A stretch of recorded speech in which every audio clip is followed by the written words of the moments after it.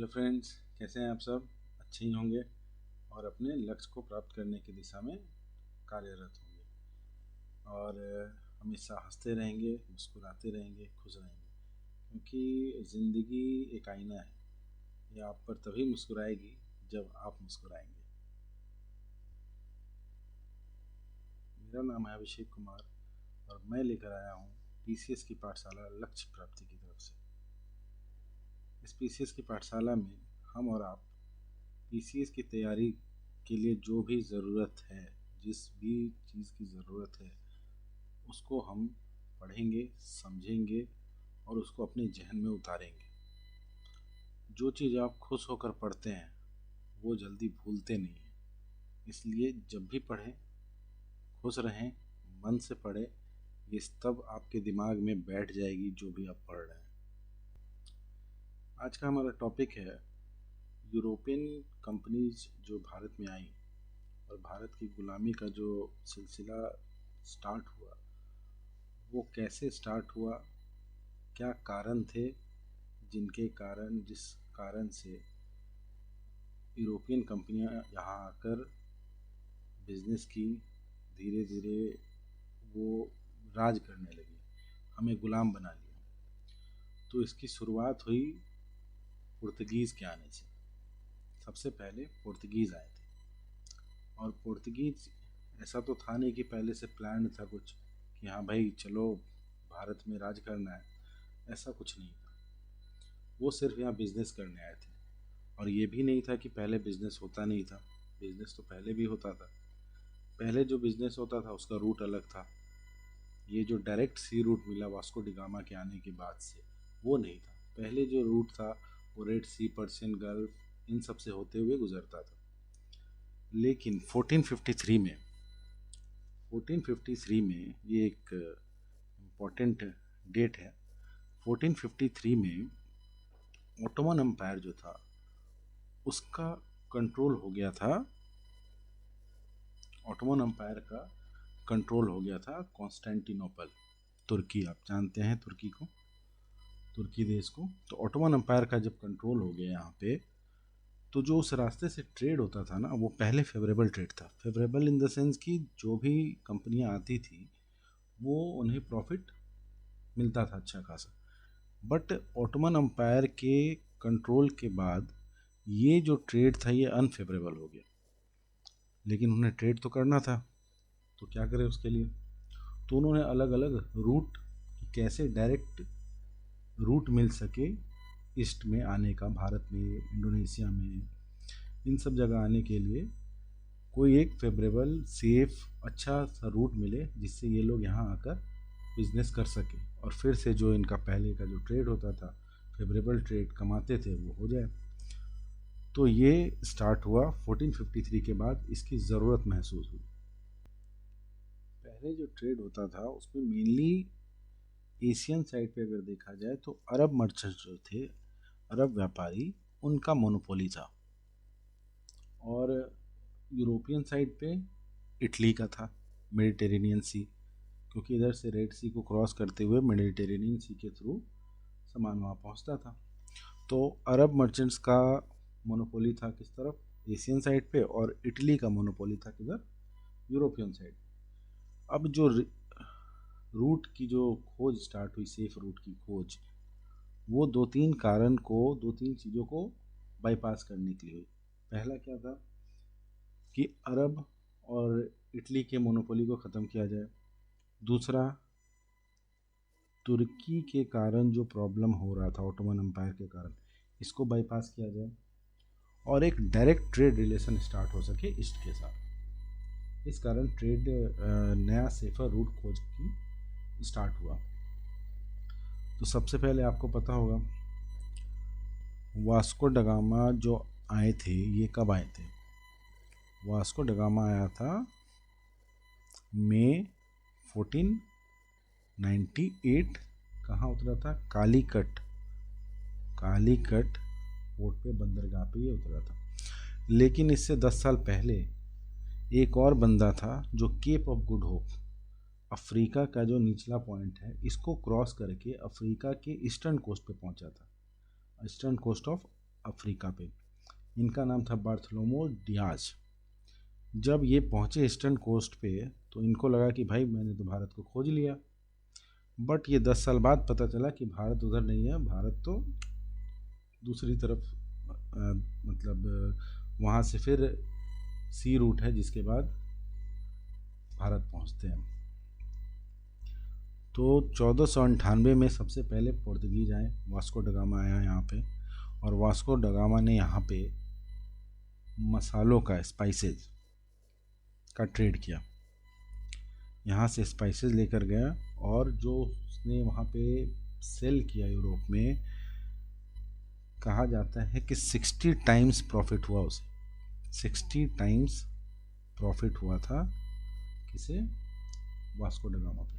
Vasco da Gama 3 बार आया था भारत, 3 बार भारत आया और लास्टली वो यहीं पर भारत में ही उसका देहांत भी हो गया था। हम अभी पढ़ेंगे पुर्तगीज कैसे कैसे आगे बढ़े, उन्होंने यहाँ क्या क्या किया, कैसे वास्को ड गामा एक अब्दुल माजिद नाम के व्यापारी के साथ यहाँ पहुँचा और किस शिप से आया। ये सारी चीज़ों का डिटेल हम पढ़ेंगे पुर्तगीज का। इसके बाद डच हैं, फिर इंग्लिश है, फिर डेन और फिर फ्रेंच लास्ट में आए थे। पुर्तगीज सबसे पहले आए और सबसे लास्ट जाने वाली कोई यूरोपियन पावर थी तो वो पुर्तगीज थी। पुर्तगीज का गोवा में 1961 तक कब्जा रहा है, तब वो यहाँ से गए हैं अंग्रेज़ों के जाने के बाद। ये बहुत दिनों तक भारत में रहे, बट बहुत ही छोटे टुकड़ों में, बहुत इनका कोई असर नहीं रहा। स्टार्टिंग में 100 ईयर्स 1500 टू 1612 तक टिल बैटल ऑफ सैलुई इनका वर्चस्व रहा था, लेकिन उसके बाद धीरे धीरे दूसरे यूरोपियन पावर का वर्चस्व स्टार्ट हुआ और इनका हिस्ट्री वहीं तक पढ़ने लायक है। उसके बाद की इनकी हिस्ट्री कोई वैसे इम्पोर्टेंट है नहीं हमारे लिए। ये जो डिस्कवरी हो रही थी अलग अलग देशों की, जैसे भारत की हुई, उसमें सबसे आगे निकले थे पुर्तगाल और स्पेन। यूरोप में रेनेसा का पीरियड चल रहा था, रेनेसा रीबर्थ। उस समय बहुत सारे साइंटिफिक इन्वेंशन हो रहे थे। शिप बिल्डिंग का, जो शिप बिल्डिंग होती है उसमें ये लोग बहुत अच्छे अच्छे इन्वेंशन कर रहे थे। कंपास का, बड़ी बड़ी शिप का, पावरफुल शिप जो समुद्र के जितने भी ये जो सफ़र में प्रॉब्लम आते हैं उनको वो झेल सके, ऐसी शिप बनी। और सारे यूरोपियन कंट्री जो थे वो पुर्तगाल और स्पेन को अपनी अपनी अपनी तरफ से सहायता दे रहे थे। और उसी समय कुछ नाम जानना ज़रूरी है। एक राजा था, उसका नाम था प्रिंस हेनरी। इसका निक नेम जो था वो नेविगेटर था। नेविगेटर इसलिए क्योंकि वो एक क्या कहते हैं, वो चढ़ जाता है ना कभी दिमाग में कि हाँ ये करना है तो करना है, तो इनके भी दिमाग में चढ़ गया था क्या कि मुझे तो खोजना है, भारत को खोजना है। ऑब्सेशन हो गया था रूट खोजने का। तो पोप निकोलस 5, पोप जानते हैं आप, बहुत माननीय व्यक्ति होते हैं यूरोप के। तो पोप निकोलस 5 इन्होंने, जैसे एक मंसूर सुना है ना, मंसूर जो मुग़ल के समय, तो उस समय पोप निकोलस 5 ने दिया था right to navigate the sea. Right to navigate the sea का एक कहा जाए मंसूर बुल दिया था प्रिंस हेनरी को कि हाँ भाई आपको राइट है नेविगेट करने का टू द ओरिएंट। ओरिएंट मतलब ईस्ट को कहा जाता है। ये 1454 में पोप निकोलस 5 ने दे दिया था प्रिंस हेनरी को। वैसे प्रिंस हेनरी तो अपने जीवन काल में नहीं खोज पाए, उनके बाद वो चल बसे उससे पहले ही। जब ये डिस्कवरी वगैरह हो रही थी तो पुर्तगाल और स्पेन के बीच एक एग्रीमेंट हुआ, एक ट्रीटी है, ट्रीटी ऑफ टॉर्डेसिलास।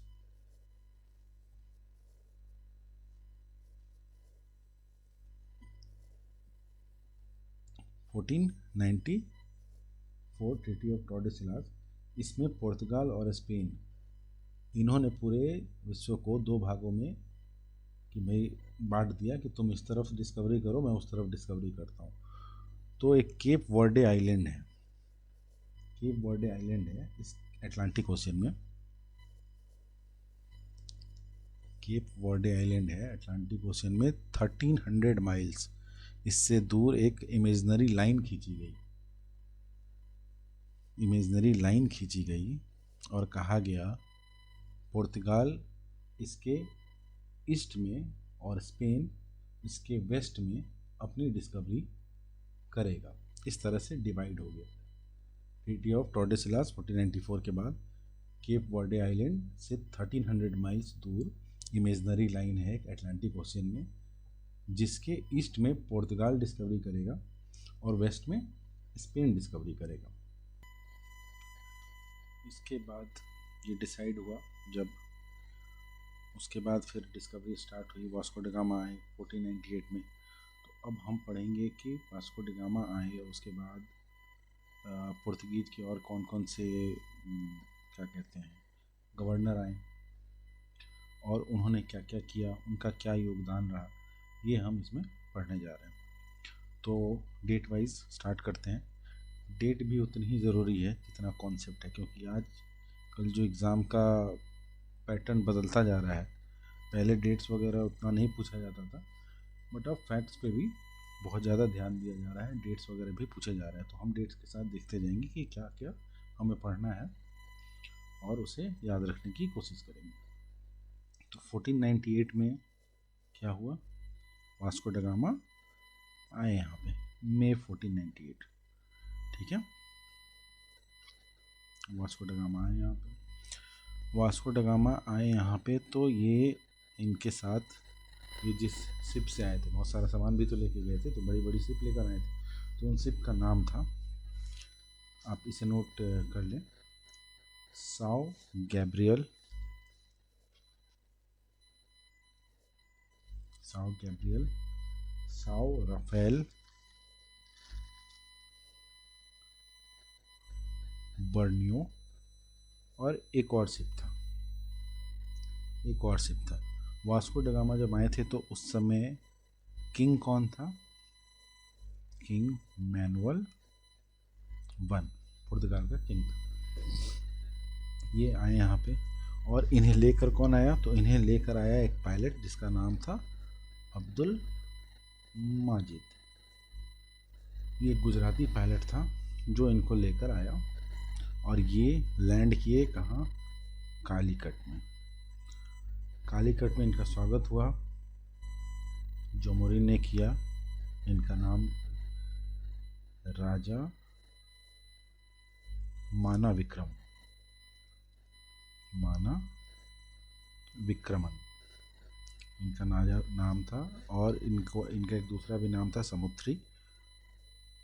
इन्होंने इनका स्वागत किया क्योंकि बिजनेस करना था इनको, प्रॉफिट, पहले भी तो बिजनेस तो होता ही था, तो प्रॉफिट देख रहे थे, तो इन्होंने इनका स्वागत किया। वास्को ड गामा 3 बार विजिट किए थे, 3 टाइम्स विजिटेड इंडिया। पहली बार में इतना प्रॉफिट हुआ तो दोबारा कैसे कोई नहीं आएगा, दोबारा आए थे, फिर तिबारा भी आए थे।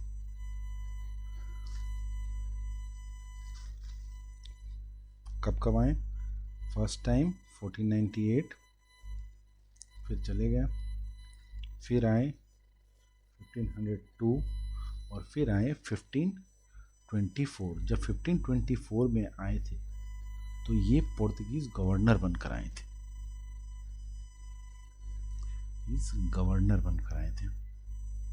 और जिस उस समय जब थर्ड टाइम आए तो इन्हें लौटने का मौका नहीं मिला, लालच बहुत, यहीं पे वो चल बसे, कोचीन में इनका देहांत हो गया, ख़त्म, इनकी कहानी यहीं तक है। इससे ज़्यादा कुछ जानने की ज़रूरत नहीं है, इतना याद रखना है कि ये पहले थे जो आए और पुर्तगीज पहली यूरोपियन पावर थी जो यहाँ आई थी और अंतिम यूरोपियन पावर थी जो यहाँ से गई थी। इसमें आपको फंसाया जा सकता है कि इंग्लिश थे, ब्रिटिशर्स, बट नहीं, पुर्तगीज अंतिम थे, लास्ट जो यहाँ से लौटे थे। इनका गोवा में एक सेटलमेंट था जो 1961 में ख़त्म हुआ। इसके बाद जो ट्रैवलर आया भारत में उसका नाम था पेड्रो अल्वारेज कैब्रियल।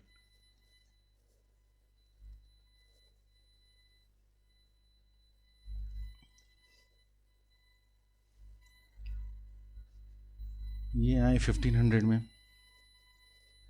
इन्होंने एक फैक्ट्री स्टार्ट की, कहाँ? तो कालीकट में। फैक्ट्री का मतलब ऐसा नहीं था कि वो यहाँ पे कुछ मैन्युफैक्चर कर रहे हैं। फैक्ट्री जो था, पहली फैक्ट्री थी जो कालीकट। फैक्ट्री का मतलब यहाँ ये था कि जो लोग यहाँ आए हैं वो यहाँ पे रहते थे, और ये एक तरह का वेयर हाउस था। वेयर हाउस, या आप कह सकते हैं जहाँ पे सारी जगह से सामान खरीद कर यहाँ पे स्टॉक किया जा रहा है, रखा जा रहा है। क्योंकि अब ऐसा तो है नहीं कि सामान आ रहा है उसको वो तुरंत शिप से फिर भेज दे रहे हैं। जब तक सामान इकट्ठा नहीं होगा बहुत बड़े पैमाने पे, तब तक तो शिप जाएगी नहीं ना। तो यहाँ पे ये लोग रखते थे वेयर हाउस में, तो इसी को फैक्ट्री कहा जाता था। तो पहला फैक्ट्री कालीकट में ये पेड्रो अल्वारेज कैब्रियल ने खोला था। 1500 में ये आया, उसके बाद इसने कालीकट में खोला। 3 जगह इन्होंने अपना ट्रेडिंग स्टेशन बनाया था। Trading station, factory.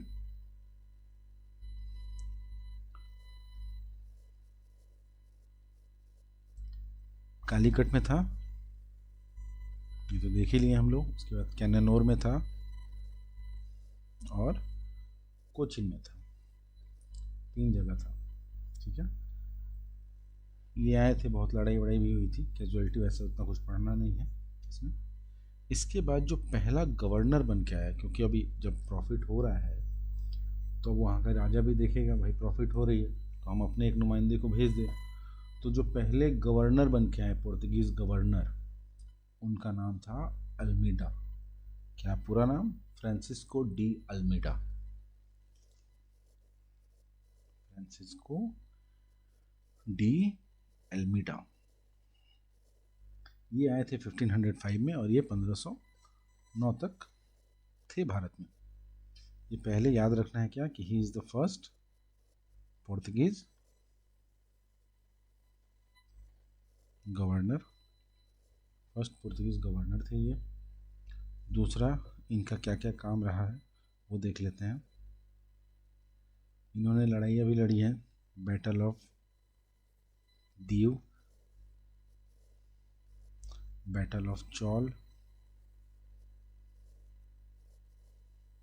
ये 1509 में हुआ था बैटल ऑफ चौल, और बैटल ऑफ दीव हुआ 1508 में। अब इसमें कौन कौन भाग लिया था? तो जब ये अपने पावर बढ़ाने लगे तो गुजरात के जो सुल्तान थे वो जैमोरीन, जिसके समय वो क्या नाम है इनका, वास्को ड गामा जी आए थे तो जिन्होंने स्वागत किया था वो अब अगेंस्ट में खड़े हैं। और इजिप्ट के ममलूक, इजिप्ट के जो ममलूक थे वो भी यहाँ आकर बिजनेस करते थे। तो उनकी भी एक फ़्लीट थी, नेवल फ्लीट। पुर्तगीज़ की तो थी ही। और इन लोगों का जो अब झगड़ा था वो जैमोरीन के साथ भी था और गुजरात सुल्तान के साथ भी था। तो ये लड़ाई हुई थी बैटल ऑफ दी, जिसमें इसने तीनों के जो जॉइंट फोर्स थी, गुजरात सुल्तान, ममलूक इजिप्ट वाले, और तीसरा कौन, गुजरात ममलूक्स ऑफ इजिप्ट और जैमोरीन, इन तीनों के कंबाइंड आर्मी को इसने, फ्रांसिस्को डी अल्मीडा ने defeated the combined naval forces of Gujarat सल्तनत कह लो, उसके बाद ममलूक्स ऑफ इजिप्ट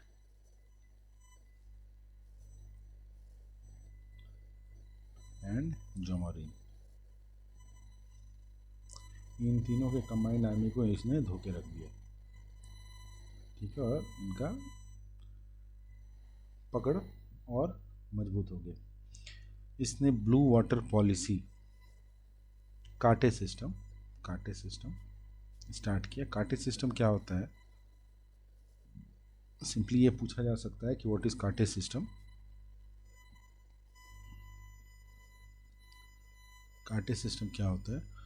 तो कार्टेज सिस्टम ये होता है कि जो भी, जैसे ये लड़ाई तो जीत गए, बैटल ऑफ दीव, तो अब क्या था कि इन्हें अपनी सुप्रीमेसी तो दिखानी थी, तो इन्होंने एक परमिट सिस्टम शुरू कर दिया। इसे नेवल ट्रेड लाइसेंस कह लीजिए,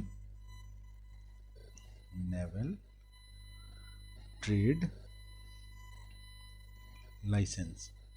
मतलब कि अब वो इंडियन ओशन से जो भी शिप पार कर रही है, आ रही है, जा रही है, बिजनेस कर रही है, उनको इनसे एक लाइसेंस लेना पड़ेगा, तब जाकर वो बिजनेस कर पाएंगे। ये इसने स्टार्ट कर दिया।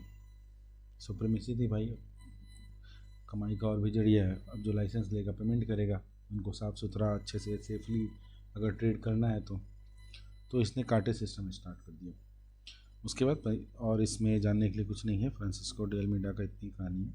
इसके बाद ये लौट गए तो अगला कौन आ रहा है? तो अगला आ रहा है Afonso de Albuquerque. Afonso de Albuquerque, ये देखिए 1509 से लेकर 1515 तक था, और इसी को रियल फाउंडर भी कहा जाता है। क्वेश्चन अगर आया, first Portuguese governor Francisco de Almeida, real founder of Portuguese empire in India is Alfonso de Albuquerque. Alfonso एक आम का प्रकार भी है, रियल फाउंडर है ये अल्फांसो डी अल्बुकर्क। ये 1509 में आया, 1515 तक भारत में था। ये दूसरा पोर्तुगीज गवर्नर था भारत में। इसने क्या किया, इसने बढ़ाने की कोशिश की, अपने क्षेत्र विस्तार करने की कोशिश की, अपने रीजन को इसने बहुत जगह अपने बेसेस बनाए, जैसे हॉर्मोज हो गया, मलाबार, मलक्का, रेड सी में इसने वो परमिट सिस्टम स्टार्ट किया।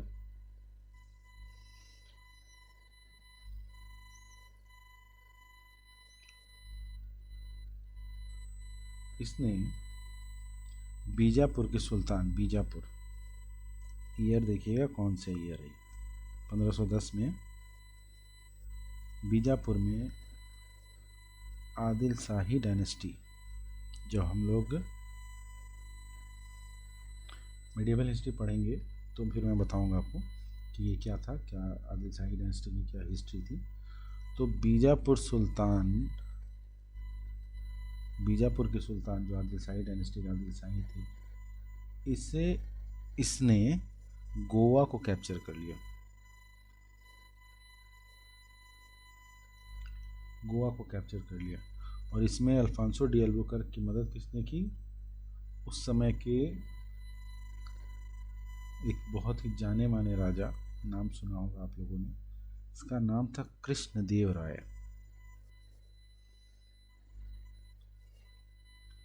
कृष्णदेव राय, इनके हेल्प से, क्योंकि ये जो थे कृष्णदेव राय, ये फ्रेंड थे किसके? ये पोर्तुगीज के फ्रेंड थे, और इन्होंने ही हेल्प किया था गोवा को इन्हें दिलाने में। इनके हेल्प से गोवा इनका बेस बन गया। गोवा अभी तक कैपिटल नहीं है, पोर्तुगीज पावर का कैपिटल गोवा नहीं है, सिर्फ गोवा को इसने कैप्चर कर लिया था। उसके बाद इसने बहुत सारे नए नए क्रॉप्स किए। फिर गोवा में तब से सती को बैन कर दिया गया। सती एक प्रथा थी, उस प्रथा को बैन कर दिया गया। बहुत सारे क्रॉप्स को इसने इंट्रोड्यूस किया, जैसे टोबैको, पाइनएप्पल, पपाया, पोटैटो,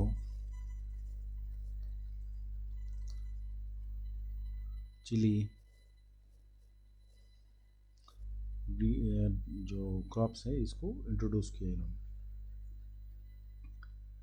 इसके बाद के जो भी गवर्नर आए हैं उनका कोई वैसा कोई रोल नहीं है, उन्होंने बिजनेस किया बस। उसके बाद जो मेन इम्पॉर्टेंट एक और जो गवर्नर आया उसका नाम था नीनो डा कुन्हा, नीनो दा कुन्हा।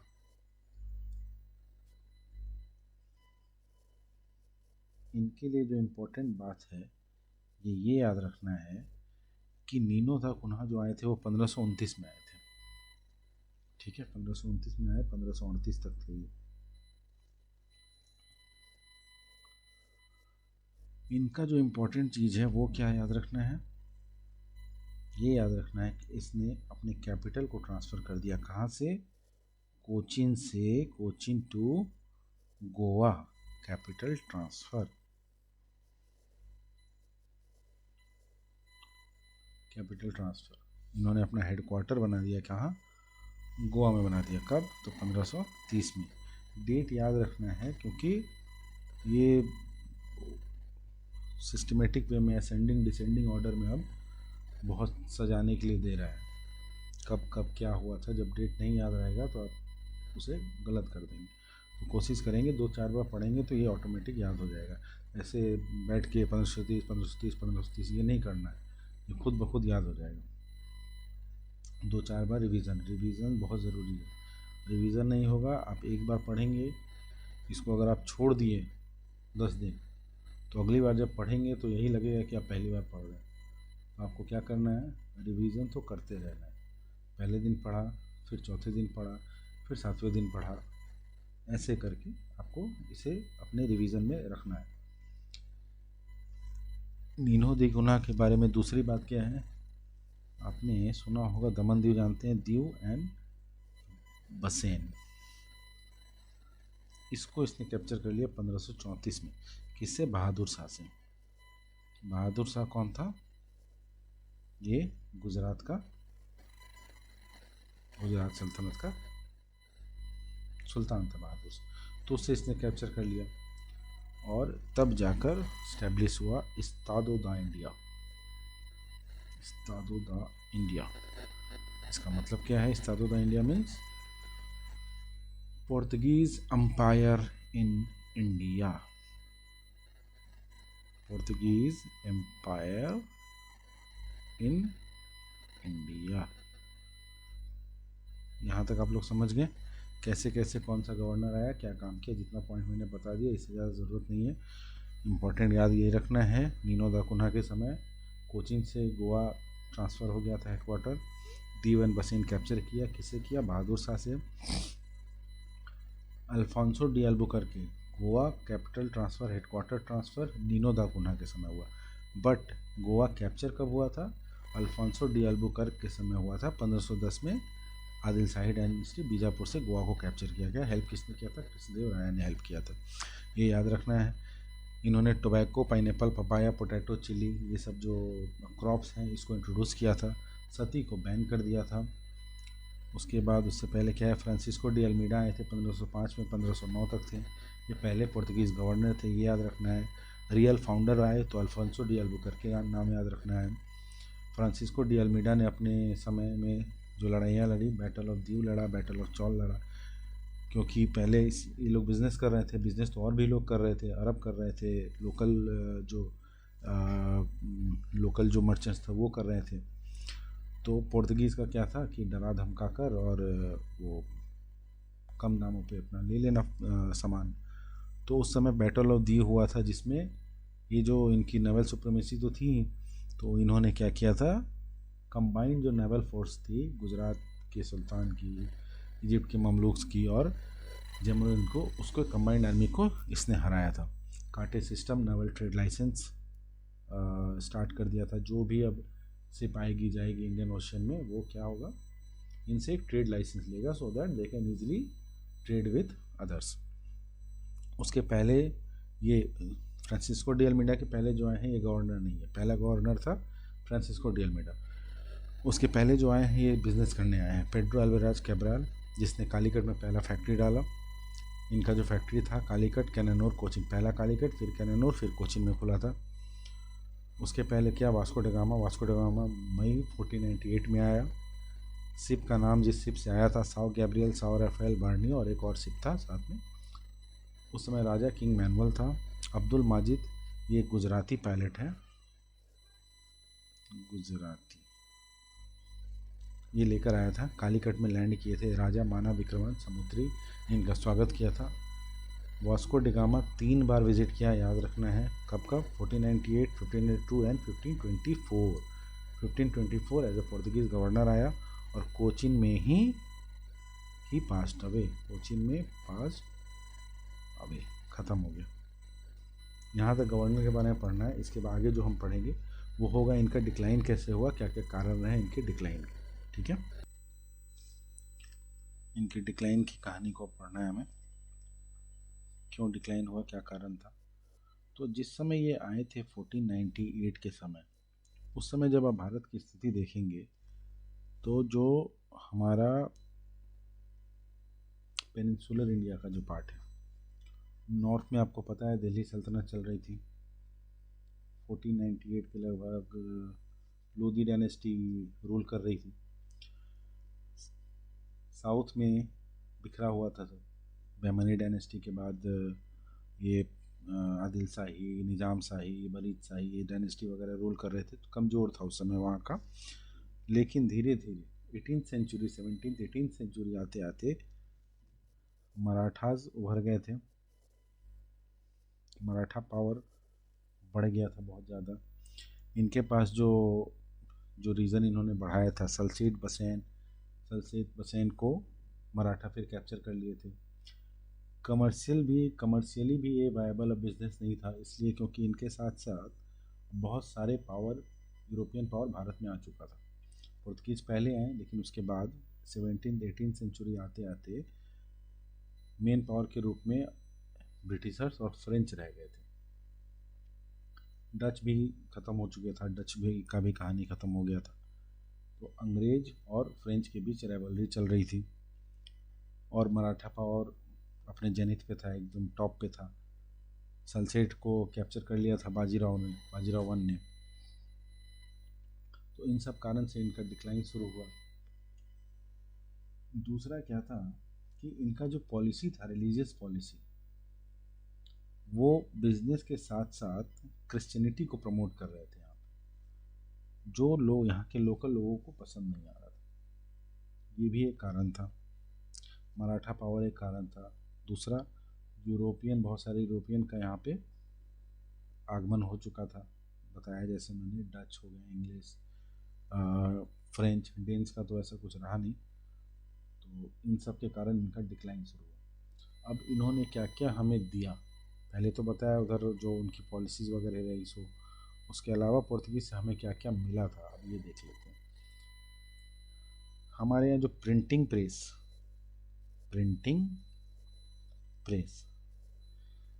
1556 में प्रिंटिंग प्रेस इन्होंने इंट्रोड्यूस कर दिया था भारत में, 1556 में। उसके बाद शिप बिल्डिंग में इन्होंने महारत हासिल कर ली थी उस समय के लेवल में। इन्होंने कैनन, तोप समझते हो आप, कैनन शिप पे पहली बार इंट्रोड्यूस किया था पुर्तगीज ने। कैनन इंट्रोड्यूस किया था इन्होंने। दूसरा, इन्होंने मिलिट्री इनोवेशन बहुत की। जो भी इनोवेशन किया, इससे हम लोग सीखे बहुत कुछ। बॉडी आर्मर, वो क्या कहते हैं उसको, मैचलॉक मैन, बहुत सारे तरह के वेपन्स, ये सब किया इन्होंने। मैरीटाइम एक्सपर्टाइज तो था ही। तो इतनी चीज़ें ही हैं पुर्तगीज़ के बारे में पढ़ने के लिए। इसके बाद जो हम पढ़ेंगे, पुर्तगीज़ का जो अंग्रेज़ों के साथ लड़ाई हुआ, बैटल ऑफ स्वाली हुआ था, तो वो हम लोग जब इंग्लिश पढ़ लेंगे तब हम लोग फिर वो राइवलरी में देखेंगे कैसे ब्रिटिशर्स ने कंसोलिडेट किया, कैसे एक एक करके सारे पावर्स को यहाँ से खदेड़ के भगाया और अपनी सुप्रीमेसी ब्रिटिशर्स कायम किए, वो हम लोग पढ़ेंगे नेक्स्ट क्लास में। तो आज हम यहीं तक देखते हैं और होप आपको पसंद है। और प्लीज़ कमेंट करें कि कैसा लगा वीडियो और क्या गलती हुई, और आपके सजेशन का वेलकम रहेगा। और एक चीज़ और, अगर आपको किसी टॉपिक में प्रॉब्लम हो और उसको ईजी से ईजी लैंग्वेज में अगर समझना हो तो आप नीचे कमेंट करें, उसकी एक वीडियो आपको प्रॉपर बना कर दी जाएगी और कोशिश होगी कि उसमें आपके जितने भी डाउट हो उन सारे डाउट्स को हम सॉल्व करें और आपको अच्छे से अच्छे तरीके से समझें। Thank you very much. हंसते रहिए, मुस्कुराते रहिए। धन्यवाद। Thank you.